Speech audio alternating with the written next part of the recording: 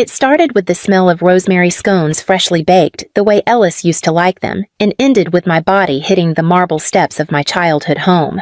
I stood in the grand foyer of the Weiler estate, clutching the last suitcase I dared to pack.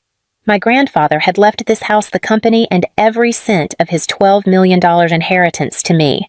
His will was clear, but clarity meant nothing to people who believed they could reshape the truth to fit their entitlement. "Put it down." My mother snapped her stilettos, clicking across the polished floor. Genevieve Weiler hadn't touched a scone or a truth in over a decade. "You're not taking that with you. These are my personal belongings," I said quietly, fingers tightening around the handle. "This house and everything in it is contested," my father said, appearing beside her. "Until the court rules, otherwise you have no legal standing." I should have walked away. But then Celeste descended the staircase in silk pajamas and a smug smile. "Going somewhere, Callie." I didn't answer. I turned, stepping toward the door. "Don't you dare walk away from us, you ungrateful brat!" Genevieve screamed. Before I could respond, my father lunged. His hand fisted my hair. Jerking my head back with such force, I saw white. Then everything moved too fast. I was dragged down the hallway, my heels scraping the floor until I hit the first stair. Then the second. Then all of them. I didn't cry out. Not once. They wanted drama proof I was unstable reactive like the fake letters their lawyer had started drafting behind closed doors. I gave them silence. Controlled, deliberate silence. The rain outside was cold and hard. My father shoved me through the front door. My suitcase followed, bursting open on impact, spilling folded sweaters and socks across the wet stone. "You are no longer welcome in this house," he said, adjusting his cufflinks. Genevieve crossed her arms. "Any attempt to return will be considered trespassing." Celeste watched from the doorway, arms draped over the railing like a queen on a balcony. I gathered my scattered clothes slowly, then stood. My scalp throbbed. My pride didn't. "You'll regret this," I said quietly. "Not today, but soon." Then I walked away from their house, away from everything toward the one person who had seen me before they taught me to disappear. Celeste always sparkled, even when she didn't try. At her 16th birthday, she unwrapped the keys to a white convertible with a red bow bigger than her sense of self. The crowd of socialites applauded. I stood in the back holding the plastic cake knife no one had asked me to use. A week later, she crashed the car into a lamppost. My parents blamed the city's lighting. That same year, I got a prepaid gift card for straight A's. Genevieve loved calling Celeste our star. She'd say it loudly at charity galas like we all agreed. When Celeste failed biology, they hired a private tutor who charged more per hour than most teachers made in a day. When I placed first in statewide math, my father blinked at his phone and said, "Is that the one with numbers?" They didn't hate me. Not exactly. They just didn't see me. I was background a detail in their curated image of perfection. Except to him. Ellis Weiler, my grandfather, never let a moment pass without making me feel real. He lived in the East Wing, surrounded by books and leather chairs and a stubbornness that hadn't aged. "There's my clever girl," he'd greet me. "Come tell me something new." On Saturdays, he took me sailing on the Eleanor, his aging but elegant yacht. "The sea doesn't care who your parents are," he'd say, handing me the wheel. "It only listens to competence." I learned how to read the wind, how to tack, how to hold steady when waves slapped the hull. He taught me patience, how not all progress feels like forward movement. And later, he taught me the real tides, the ones made of markets, board votes, shareholder tensions. He'd sit me beside him in his office drawing diagrams on yellow pads explaining mergers and ethical clauses with the same intensity he once used to teach me how to anchor safely. "You think like a builder," he told me once. "Your sister only knows how to shine. But shine fades. Structure doesn't." I was 16 when he said it. I didn't know what he meant. Not fully. Not until the day he called me into his study, looked me straight in the eye, and told me what he'd decided. The lawyer's voice barely filled the walnut-paneled library. Sunlight filtered through tall windows, painting gold across the floor where our family once posed for glossy magazine spreads. But there were no cameras today, just tension so thick it curled at the edges of the air. Gregory North. My grandfather's longtime attorney cleared his throat and read, "To my granddaughter Callista Weiler, I leave my controlling shares in Weiler Holdings, the estate at Grayson Hollow, and all personal possessions located therein." Silence. The kind that doesn't settle, it detonates. I felt it in the way my mother's face froze mid-smile, how her hand tightened around the stem of her water glass. My father blinked slowly once-twice, like the words needed time to hit. Celeste just stared at Gregory like she hadn't heard right. Gregory continued, tone steady. "To Celeste Weiler, I leave a fixed trust of $2 million to be dispersed annually over 10 years.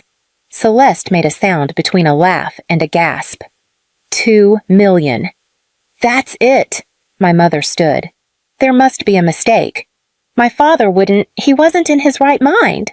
"He was," I said softly. "You just weren't listening." My father didn't speak. He simply leaned back in his chair, eyes narrowing as if recalculating everything he'd assumed about the future. Gregory read on, but the rest blurred. Minor items, charitable donations, a painting left to an art institute. Nothing explosive. Nothing that is compared to what Ellis had just done with 2 paragraphs. When it ended, no one spoke to me. They walked past me like I was a painting that had been crooked for years, and no one had bothered to fix it. Later that evening, I passed my father's study and heard whispers behind the door. "She must have manipulated him," my mother hissed. "She was always up there with him talking business. He wasn't stable. You saw the medication list." "I'll talk to Gregory," my father said. "There's still time to challenge the will. We just need the right angle." I walked away before I could hear more. Upstairs, I opened Ellis's notebook, the one he told me to keep. Inside the front cover in his neat block letters, he'd written, "If they come for you, they've already lost. Just hold the line." It started small. A hallway light left off when it had always been on. A staff member avoiding my eyes. My mother's perfume lingering in the east wing where she never used to go. Then the code to my office was changed. I asked Peterson the butler if he knew anything.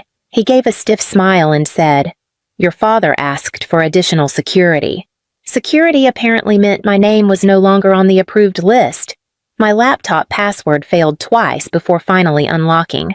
When it did, several folders were missing folders Ellis had labeled transition planning and board contingencies.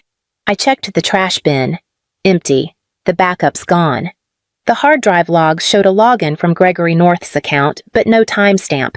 When I confronted my father over dinner, he cut his fillet with the calm precision of a surgeon.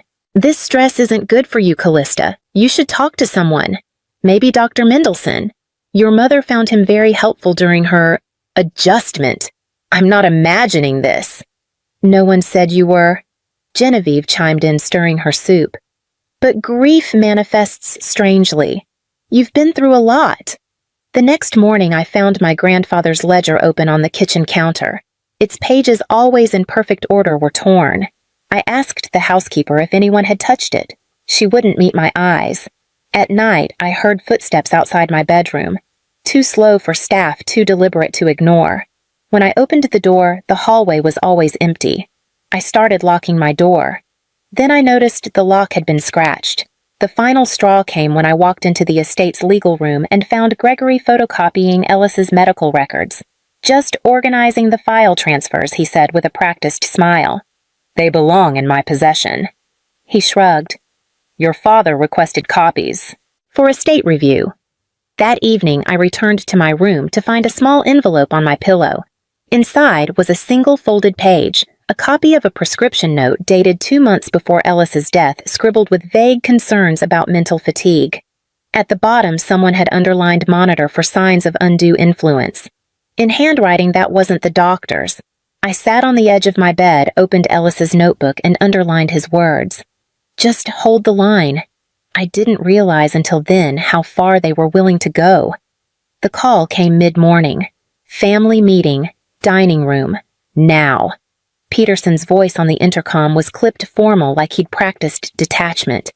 I knew before I entered the room that it wasn't a meeting. Genevieve sat at the head of the table, arms folded her pearls, sitting stiff against her throat. Roland stood beside her, not even pretending to be neutral. Celeste lounged in a chair near the window, scrolling her phone like the outcome didn't matter because she already knew it. Gregory was there too, briefcase closed, notepad blank. We filed a formal stay on the transfer of assets my father began. Given the circumstances surrounding Ellis's health in his final months, it's best that control remain in our hands temporarily. And the court, I asked. Genevieve smiled, sympathetic to our concerns. And until it's resolved, it's no longer appropriate for you to remain in the house. My chest tightened. You're kicking me out. You're free to go anywhere you like, Gregory said, tone soft as poison. But the estate is under protection. For now. You have until this afternoon, Roland added, already done with the conversation. I went upstairs, packed quickly, only essentials. But when I tried to leave, my mother stood at the doorway of my room. You're not taking anything that doesn't belong to you, she said, eyes narrowed. These are my clothes. Everything in this house is now contested. I kept packing. She called for Roland. He didn't argue. He grabbed the suitcase handle. I held on. Then he grabbed my hair. I didn't scream, just braced as he yanked me across the floor down the stairs, my scalp-burning shoulders slamming into each step. Celeste watched silent. At the front door, my mother opened it wide. Rain poured. My father shoved me outside. The suitcase flew after me, landing hard and spilling open clothes papers, a worn leather notebook, and a small gold watch. You are no longer welcome here, he said. I stood slowly, water soaking through my sleeves. My voice was hoarse but clear. You'll regret this, I said. Not because of the money, but because you think I won't fight. Then I picked up the pocket watch, the one Ellis always kept close, and walked into the storm. The rain didn't stop for hours. Ashley picked me up just after dark.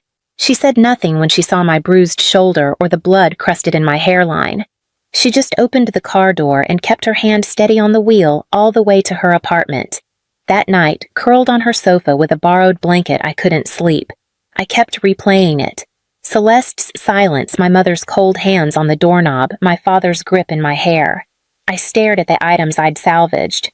My phone, the leather notebook, a crumpled blazer, and the pocket watch. It had been Ellis's favorite.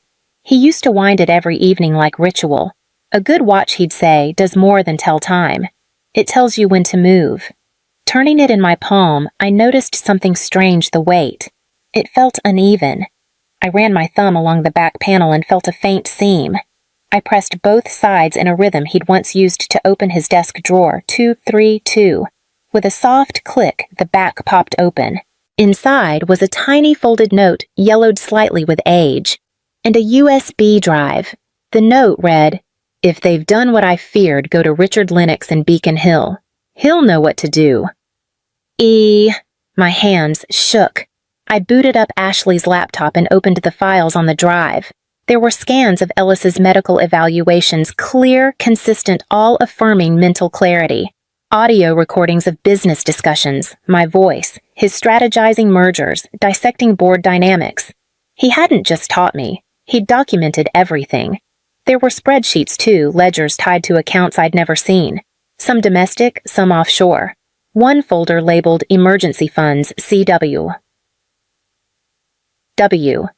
Ashley came in with tea. That from your grandfather. I nodded. He didn't just trust me. He knew this was coming, and he hadn't left me defenseless. The next morning, I booked a one-way ticket to Boston. Richard Lennox's office was listed on a document marked Last Contingency. I sent him a single email. Ellis Weiler said you'd know what to do. CW. 3 hours later, he replied, "Come immediately. You're not alone in this." I closed the laptop and finally exhaled. There was still a war coming, but at least now I had a map. Richard Lennox greeted me with a firm handshake and a locked file cabinet full of secrets. He hadn't worked with Ellis in years, but their friendship had never waned. He came to me the day after his diagnosis, Richard said, pulling out a folder marked in my grandfather's handwriting. Said he didn't trust the family anymore except you. He introduced me to Maribel Crane, an estate litigation attorney who didn't flinch when I explained how my father had dragged me by the hair down the stairs. She only asked, "Do you have documentation?" I handed her the USB. By that night, we had a strategy. Over the following week, Richard's team sifted through account logs, emails, audio files, and board minutes. Maribel filed preliminary paperwork for an emergency injunction, and I stayed quiet, tucked away in a guest room above Richard's garage, watching the whole rotten structure begin to shake.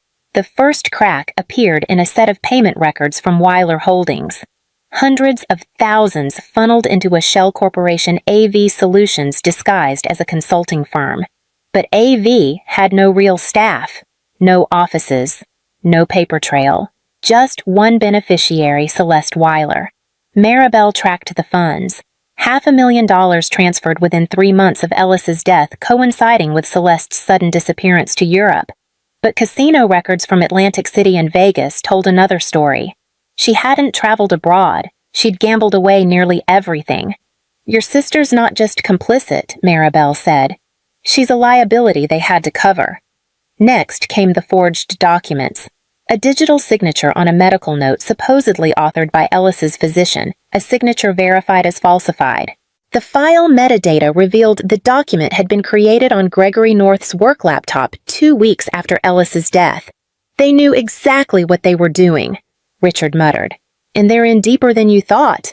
I studied the forged letter again, tracing the lines of Ellis's name in someone else's hand. It wasn't grief that had made them cruel. It was desperation. I wasn't just an obstacle to their power. I was evidence that they had none. And that made me dangerous. The last file I opened was labeled Board Ethics, Emergency Review. Inside it were bylaws I'd never seen, revisions Ellis had made quietly. And that's when I realized they hadn't just lost their grip on the company. They'd never had it to begin with. The courtroom smelled like varnish and paper. I sat straight, hands folded, pulse steady, not from calm, but because I'd trained it to be. My parents arrived first. Genevieve wore navy pearls and the expression of a woman who still thought charm could rewrite facts. Roland flanked her like a shield. Celeste sat behind them, eyes low, lips pressed shut. They didn't look at me. Not once. Maribel opened with the will, then the certified statements from Ellis's primary physician. Then came the forged medical note digital records showing it was created after Ellis died on Gregory North's machine. The judge's brow lifted, but she said nothing yet. Then came the recordings, Ellis discussing the company with me in sharp, clear detail. In one, he said plainly, "Callista's the only one I trust with this legacy. She doesn't posture. She plans." A pause passed like a held breath. Then Peterson took the stand. "I saw Mr. Weiler dragged her by the hair," he said softly. "I should have spoken sooner, but I'm speaking now." The final blow was the video Ellis had recorded himself. In it, he looked into the camera and said, "If you're watching this, it means they tried to undo my choice. They may rewrite paper, but they can't rewrite my intent." The silence that followed was thick and absolute. Judge Morales ruled swiftly. The will would be upheld, the assets returned, criminal referrals issued. Genevieve's jaw dropped. Roland turned red. Gregory paled. I didn't cry. I didn't smile. I simply stood as the judge said my name. "Miss Weiler, you are now the sole controlling stakeholder of Weiler Holdings and rightful owner of the Grayson Hollow estate." The gavel dropped. I nodded once. And then I walked out, not alone, but finally seen. The papers were delivered the next morning. 30 days. No extensions. They could take their personal belongings, but nothing Ellis had willed to me. I returned to the estate alone, walking through rooms that once shrunk around me.